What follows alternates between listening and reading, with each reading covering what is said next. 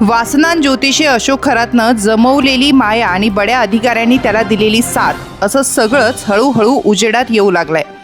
पोलिसांनी त्याच्या बंगल्यातून चक्क 2 पोती कागदपत्र जमा केल्यानं कारवाईचा फास आणखीन आवळला जात असल्याचं दिसून येत आहे। महिलांच्या शरीराशी खेळणाऱ्या खरातनं मोठ्या प्रमाणात संपत्ती जमवली। नाशिकच नव्हे तर शिर्डी, सोलापूर, पुणे अशा मोठ्या शहरात त्याची मालमत्ता आहे। विशेष म्हणजे त्यानं या कामी बड्या अधिकाऱ्यांचाही पद्धतशीरपणे वापर करून घेतल्याचं पोलीस तपासात उलगडत आहे।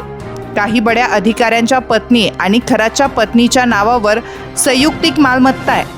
दरम्यान खरातच्या काळ्या कृत्याचा तपास केवळ पोलीसच नाही तर ईडी सारख्या यंत्रणाही करीत आहे।